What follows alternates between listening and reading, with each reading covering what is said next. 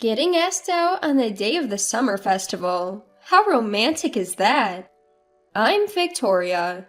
I'm currently working as an office clerk in a small precision equipment company. When I was 29, David, 2 years older than me and also from the same company, asked me out during the 4th of July festivities. County fair, exotic fish display, fireworks, and water balloons. He invited me out that day, and I was smitten with David in his casual Hawaiian shirt. However, this was the beginning of my tragedy. Did I agree to date him because I was swept up in the 4th of July mood? Anyway, from that day on, I was in for a turbulent month. A few days later, on July 8th, "We're both old enough. Can I introduce you to my parents? I'm seriously thinking about being with you. I want to cherish it." I was told a lot of words like that. What a sincere person he is. Moved by that, I said, "Thank you. I want to be serious about our relationship too." At that time, I took him as a serious person who was seriously thinking about dating me as a person to introduce to his parents. I was really naive at that time. So, on July 20th, we ended up with a speedy introduction to the parents, bringing gifts and meeting them just 2 weeks after we started dating. It was as fast as a temporary job interview. Everything was going smoothly, in a good way for me at that time, but now I think it was in a bad way. David's parents, who I met, were very nice people. Or so it seemed. "Welcome! Oh, you're even more beautiful than I imagined." "Oh, you're too good for David." Both of them came to greet me at the entrance, and "We thought young people might hate boring steak for food, so we bought delicatessen food. Please eat as much as you want." They even treated me to a feast, almost buffet style. I was in a dream. "Thank you for such delicious food." I thanked them with gratitude. "But Victoria is also good at cooking. Even though we have a company cafeteria, she always brings her own lunch." He praised me for being homely, too. No way, he was watching me that closely? It's kind of embarrassing, but it's nice to have someone who pays attention to the details. At this point, I want to slap the old me. But anyway, I was so excited that even being observed about the lunchbox made me thrilled. "Haha, she's such a beauty and can cook, and saves money with a lunchbox. She'll make a good wife," his father said.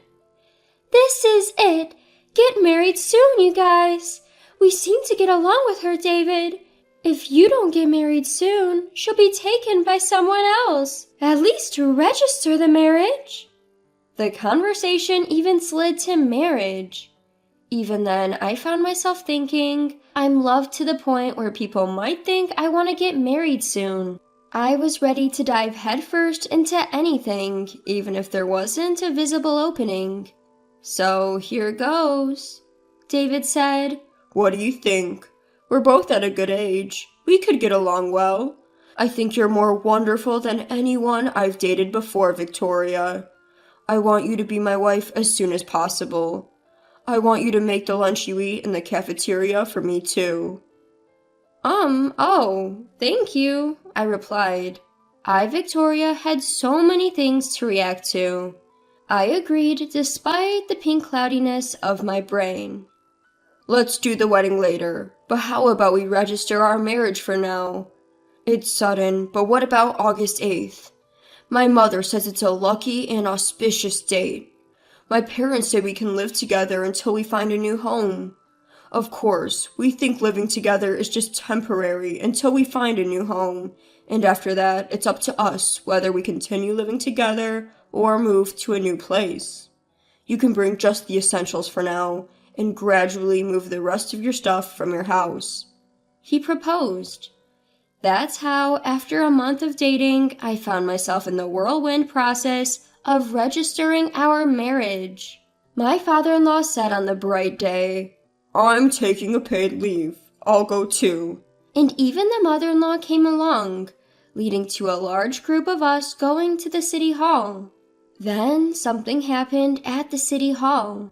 While we were submitting the marriage registration and the female staff member was checking it, David went over to his parents, who were waiting a bit far off. And what conversation did I hear from there?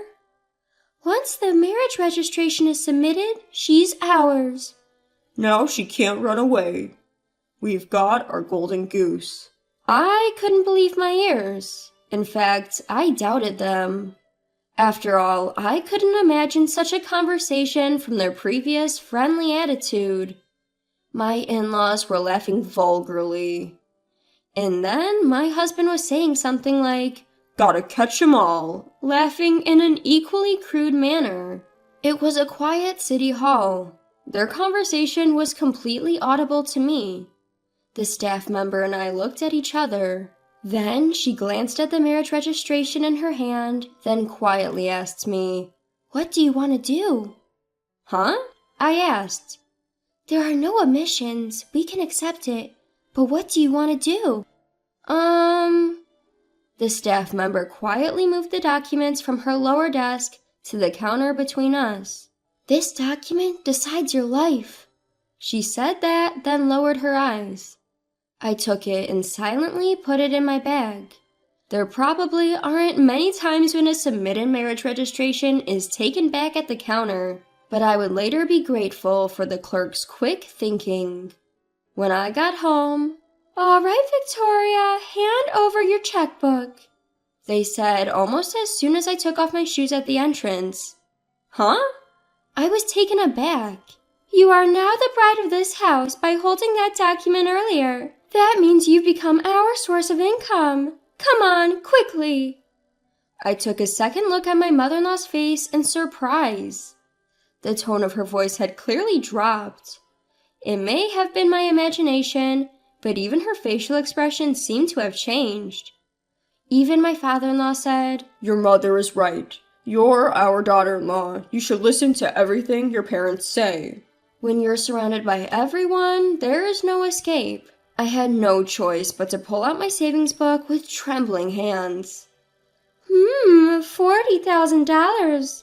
Living at home while single, money does pile up, huh? For now, let's get some steak today. They had said before that young people aren't satisfied with just steak. What was that all about? My in-laws gleefully called the steakhouse and ordered the highest grade steak. When the steak arrived, they made me take out my wallet from my bag and snatched it, took out 2 $100 bills, and paid. When the delivery man handed over the food and left, they pulled out all the bills left in the wallet and returned the empty wallet to me, saying, "Here." Huh? I sent a pleading look to my husband, but even my husband said, "Well, from now on, we share the same wallet. Take care of it. You are good at cooking. From today, you're in charge of my meals and those of my mother and father, and do all the cleaning too." I felt utterly desperate. David was unrecognizable from the man I knew just earlier today. "The wife can stay in the corner of the house. I've put all of your things from your home there." They threw all of the packages sent from my home into the attic. I hugged the bag with the empty wallet that had all its money taken away from it. Things had turned out disastrously. The steak from earlier didn't taste like anything because I was too terrified. I probably managed to eat only about 2 pieces because I was so scared. I was at a loss, alone in the attic. But the moment I held that bag... I remembered something was in the bag. I dumped out the contents of the bag. It's here. It was the marriage certificate that I decided not to hand over earlier. It was a good thing I didn't hand it over. That was the only sliver of hope for me. I'll definitely use that hope to escape from here. I spent that night in the attic, meticulously plotting. 2 weeks later... Oh, are we ordering takeout today? It's the steak that you and Dad love. I got it 2 weeks ago, too, and you both seem to enjoy it quite a lot. Well, aren't we lucky to have such a thoughtful daughter-in-law? It was now assumed that I would pay. Last time, I couldn't eat as they had taken the money from my wallet, but today I am going to eat as much as I want. Just as we were waiting, the steak arrived, and I received the large box. Oh, it seems to be more than last time. The box was one size bigger than the previous one. The reason would be understood later. As we sat around the food, dinner began. The high-end steak sauce is simply exquisite. It just melts in your mouth. My father-in-law and mother-in-law were singing praises. I'm glad to see Mom and Dad enjoying it, my husband said, acting as if he was being a dutiful son, though the money was not coming from his wallet. Then the doorbell rang. Ding dong! Coming! I answered the door. That's unusual, isn't it? At this time? Must be a courier. I could hear my mother-in-law's voice. Hello there. My mother had arrived. Huh? What? With a puzzled expression as if caught off guard, my in-laws and husband looked on as I invited my mother to the table. I thought I'd have my mom join us for dinner today, especially since it's such high-end steak, I said with a smile.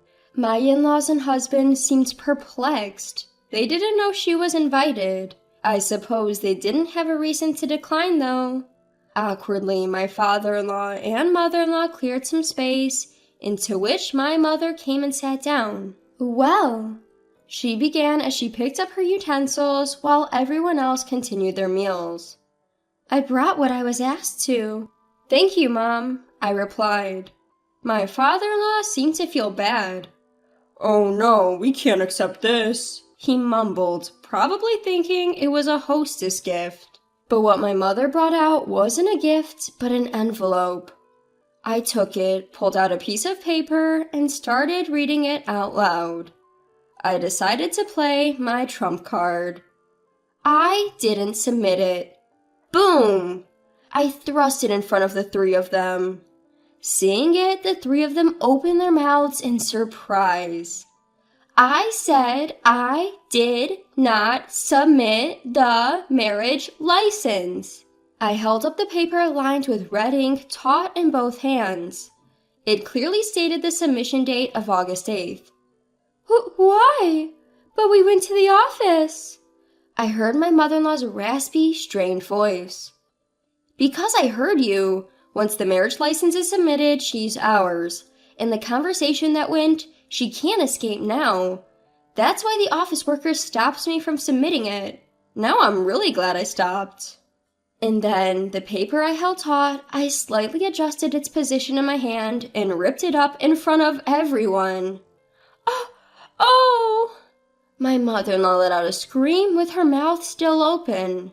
The sound of the paper tearing echoed in the room. My mother-in-law's wide-open eyes were vacant and pitiful. So much money. My father-in-law also let out a dry voice. I tore the paper into tiny pieces, crumpled it, and stuffed it into my bag. I picked up a piece of steak from the table, put it in my mouth, and savored it before swallowing. These steak bills, I'll leave them here with the other invoices. Let's have our last supper. Were we tricked? My husband, no, the man who was now nothing to me, screamed. Then, who's the one who deceived who? A roaring voice shouted back at him. It was my mother. The one who tried to trick my daughter with a marriage license was you. Before you blame others, be ashamed of what you've done. The momentum silenced everyone. My mother continued. It's easy to imagine and horrifying to think that my daughter was being oppressed by you three like this. I made the right choice coming here today. If she had been alone, you three might have forcefully taken the marriage license she had. I'm glad my mother came. I noticed that my hands were trembling slightly. By this point, I was a complete stranger, not only to my in-laws, but also to the man and woman standing over there.